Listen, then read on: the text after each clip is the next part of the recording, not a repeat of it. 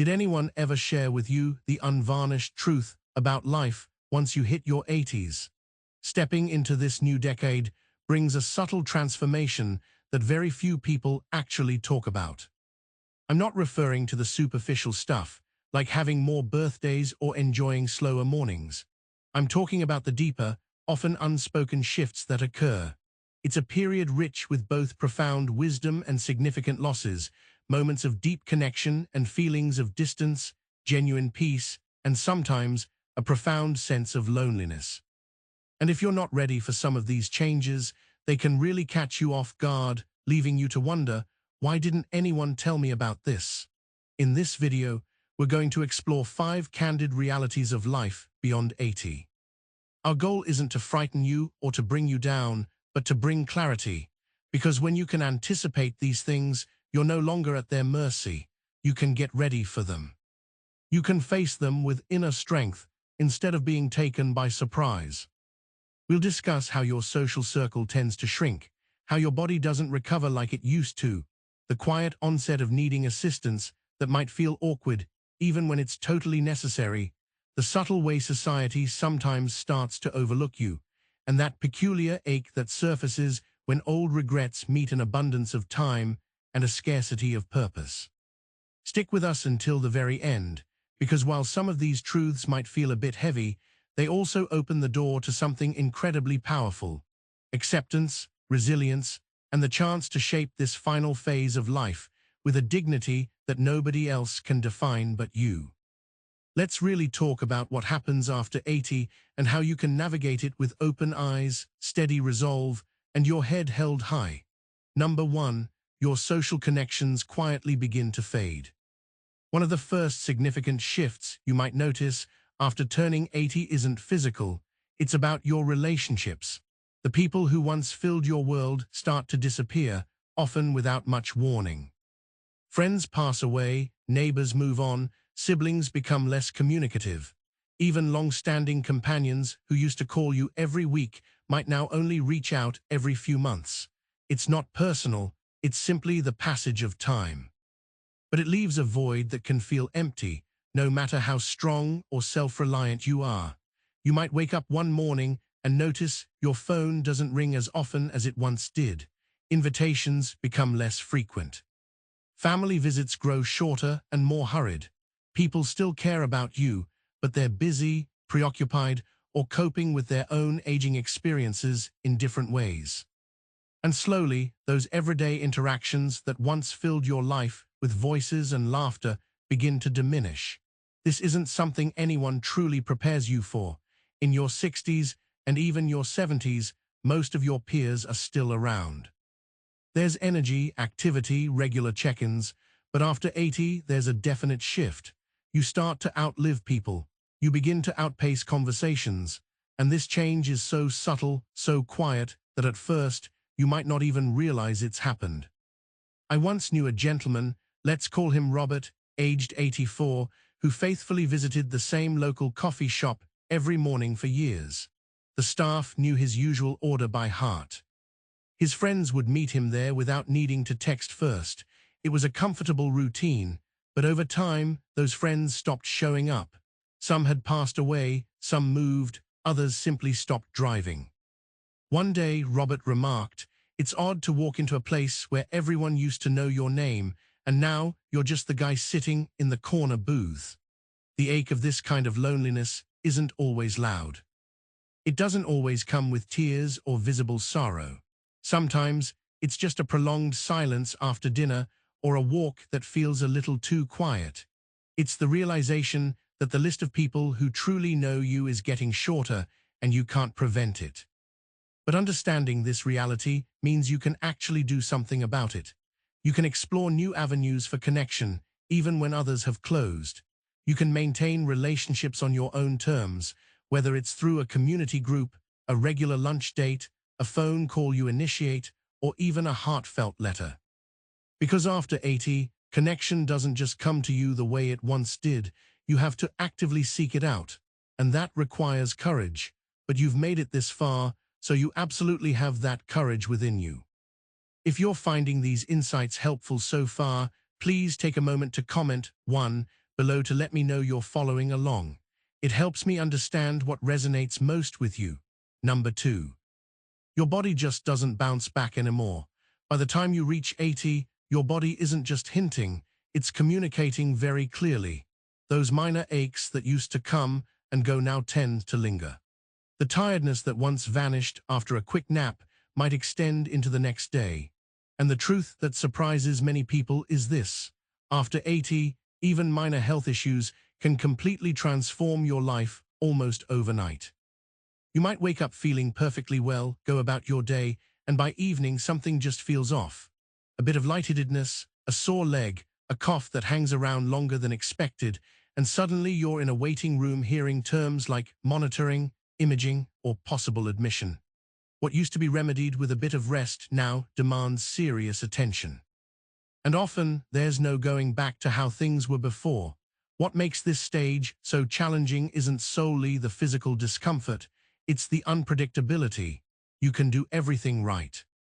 Eat healthily, exercise gently, get enough sleep, and still feel like your body is one step ahead of you, making decisions you didn't sign up for. A simple misstep on the stairs can lead to weeks of recovery. A stomach bug can leave you drained for days.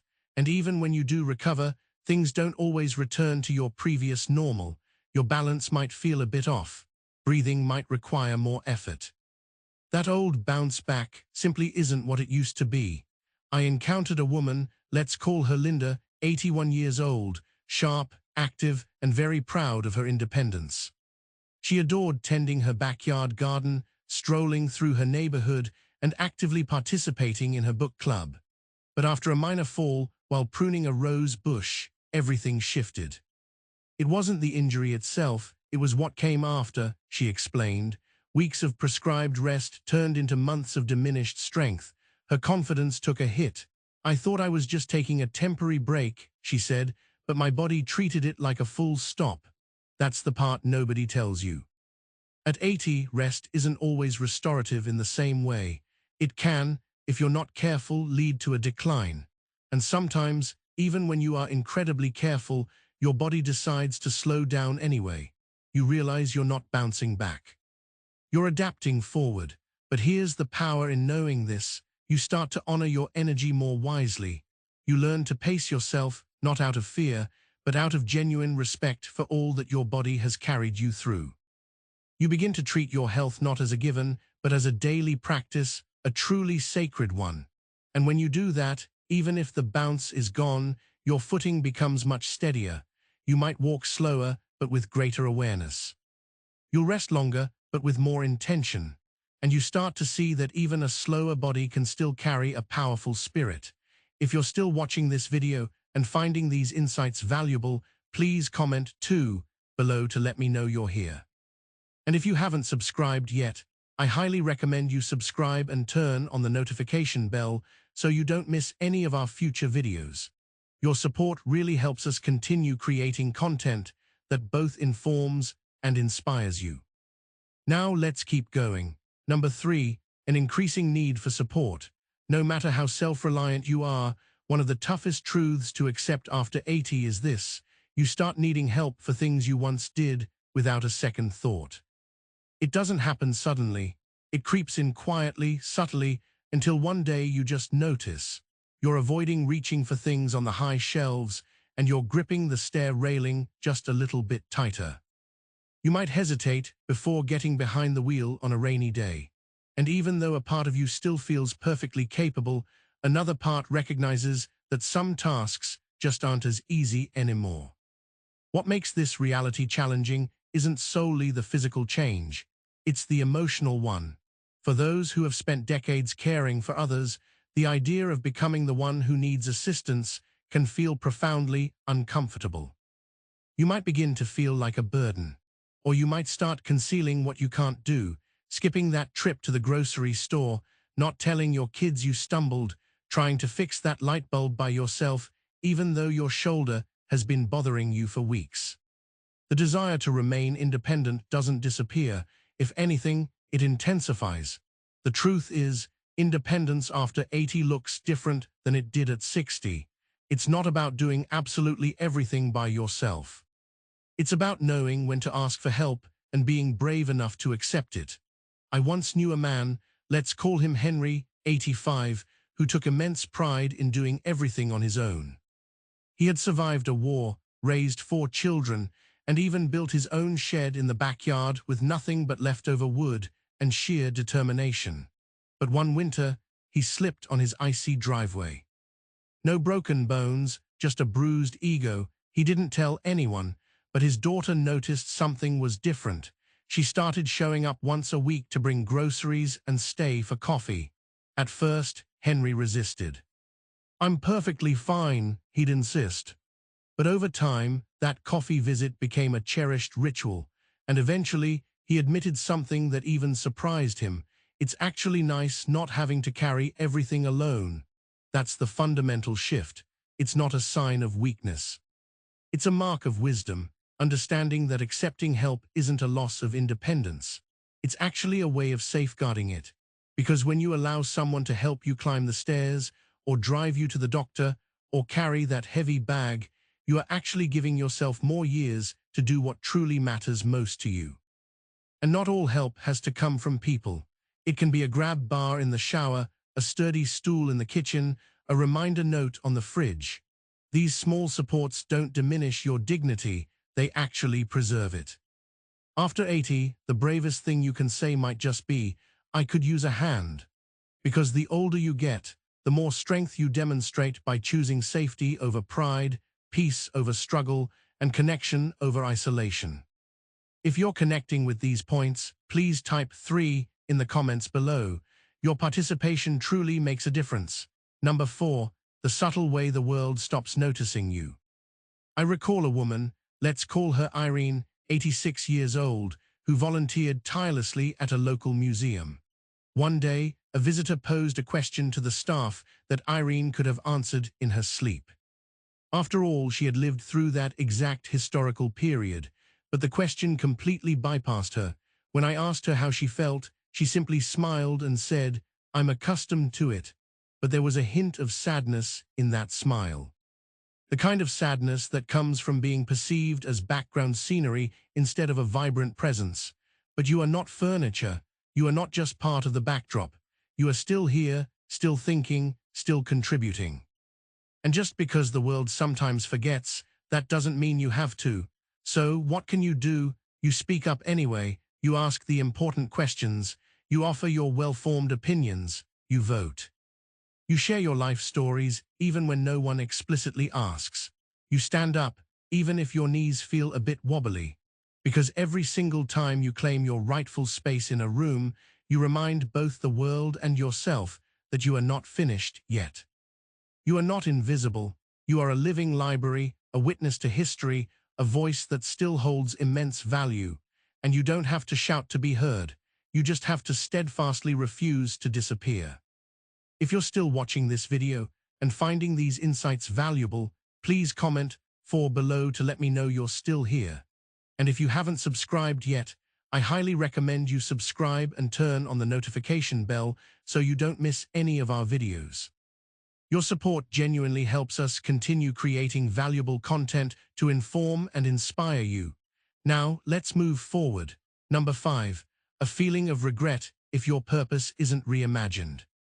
As you delve deeper into your 80s, a peculiar quietness often settles in, not just in your home or your daily schedule, but within yourself. Life slows down, your calendar isn't as packed, and with that slowness comes space. Space to reflect, to remember, to replay past events. This can be truly beautiful, but if you're not mindful, it can transform into something heavy. Not the loud, dramatic kind of heaviness, but a quiet, persistent kind. I wish I'd spent more time with them, or why didn't I seize that opportunity when I had it? It's the kind of regret that surfaces when you have plenty of time, but not always the energy or the freedom to do the things you once put off. This isn't something people discuss much. We celebrate the wisdom that comes with aging, the freedom of retirement, and the flourishing presence of grandchildren. And all of that is absolutely real.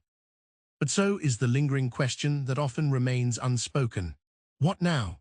If you've dedicated your entire life to working, giving, running, raising a family, serving others, and then it all suddenly stops. It can feel like your very purpose is fading along with it. I once knew a gentleman, let's call him Stanley, aged 88, who had been a dedicated teacher for over 4 decades. After he retired, he felt proud, but also strangely empty. "Nobody needs me anymore," he once confided, but that wasn't true at all. He simply hadn't yet discovered a new way to feel needed, because purpose doesn't retire, it simply changes its form. Maybe you no longer build houses with your hands, but you build confidence in your great-grandchildren with your captivating stories. Maybe you no longer lead important meetings, but you lead with your calming presence when someone is grieving. Maybe you don't solve grand global problems, but you alleviate loneliness with a warm smile shared with a neighbor. The danger of regret isn't that you've made mistakes, we all have. It's that you dwell on them for too long, without transforming them into something meaningful. But when you redefine purpose, not as mere productivity, but as presence, you begin to realize that you still have so much to offer, not just to others, but to yourself. Because the most important work you'll undertake after 80 may not be for legacy or applause. It may simply be this: waking up with kindness in your heart, curiosity in your eyes, and enough courage to ask, how can I bring a little light into the world today, even if it's just a tiny bit? That's not regret, that's redemption, and it's truly never too late to discover it. Final reflections: reaching your 80s is a monumental achievement, a significant milestone built on decades of love, loss, effort, change, and incredible resilience. But alongside that strength come new challenges. Some are subtle, others are impossible to ignore. And facing these realities doesn't make you weak, it makes you honest. It means you've lived long enough to truly see life for what it is. Unpredictable, sometimes unfair, but still profoundly worth showing up for. So, which of these 5 realities resonated most deeply with you? Was it the quiet that descends when your social world begins to shrink? The frustration of a body that no longer recovers as it once did? The discomfort of needing help when you've spent a lifetime being the one to provide it? Or perhaps it was that feeling of invisibility that arises when the world seems to move too fast to truly see you? Or the persistent ache that grows when your sense of purpose becomes less clear? Whatever it was, I truly hope you felt seen, because the truth is, you're not alone in any of this. Not in the slowing down, not in the moments of forgetting, not in the questions that keep you awake at night, or the times that make you wonder what comes next. And here's the good news: even now, even at this stage, you still get to choose. You can choose connection, you can choose rest, you can choose to ask for help, you can choose to speak a little louder when someone overlooks you, and a little softer when someone needs your grace. You can choose to forgive yourself for what didn't happen and to honor yourself for all that did. This chapter of life isn't the end. It's the profound part of the story, the part where every word carries significant weight. The part where small gestures mean more than grand ones ever did. The part where your presence, your patience, your unique perspective, these become your greatest power. Thank you for joining us today. We would genuinely love to hear from you. Please leave a comment below and share one key thing you learned today and how you intend to apply it in your own life. Your thoughts are incredibly important to us, so please don't hesitate to share them. Reading your comments provides us with great motivation and encouragement. If you enjoyed this video and found it helpful, please give it a like, subscribe to our channel, and share it with others. Your support helps us continue creating valuable content to both inform and inspire you. Thanks for watching, and we eagerly look forward to seeing you in our next video.